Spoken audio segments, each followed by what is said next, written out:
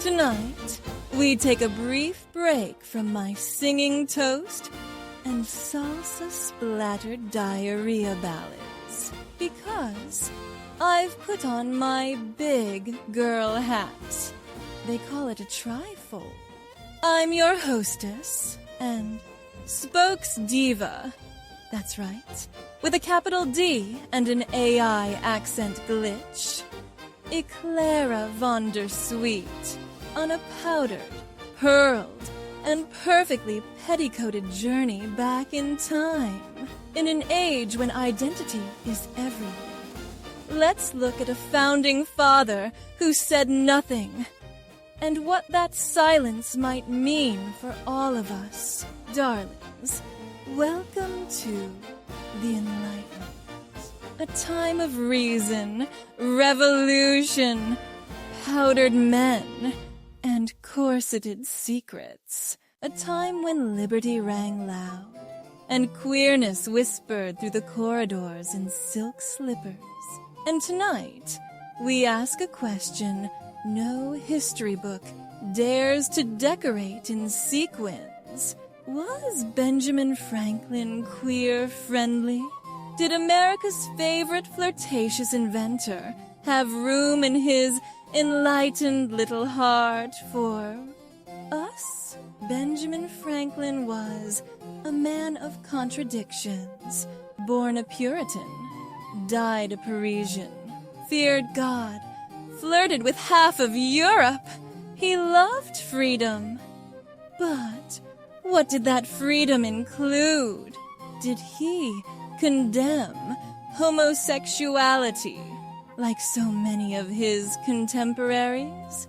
No, not once. Not in public.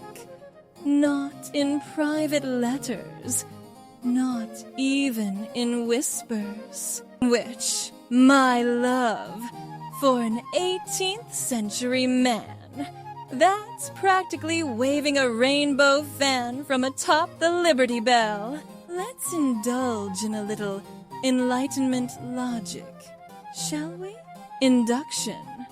We observe that Franklin was silent on condemning queerness. He was sexually open, personally libertine, and deeply disinterested in moralizing.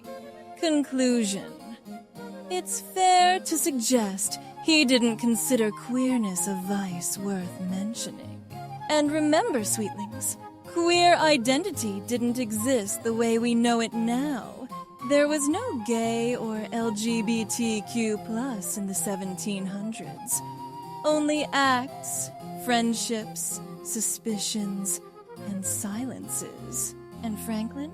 He was silent in a way that feels strategic. Not hateful, not ignorant. Just private. History doesn't always give us parades, my loves. Sometimes it leaves us breadcrumbs, a letter not written, a word not condemned, a quiet kindness in an age of cruelty. Benjamin Franklin may not have flown our flag, but in his silence, in his sensuality, in his sacred devotion to freedom, he left the door cracked open, and through that crack, centuries later, we slip through in heels, boots, and brilliance. Queer history is not just about being seen.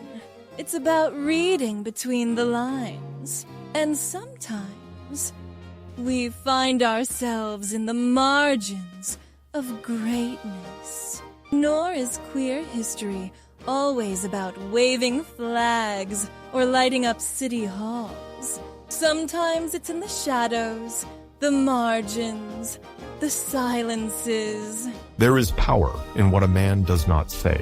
Franklin spoke often of liberty, and rarely of judgment. In Paris, he moved among artists, libertines, philosophers, and men whose affections, though discreet, were clear to those who knew how to see.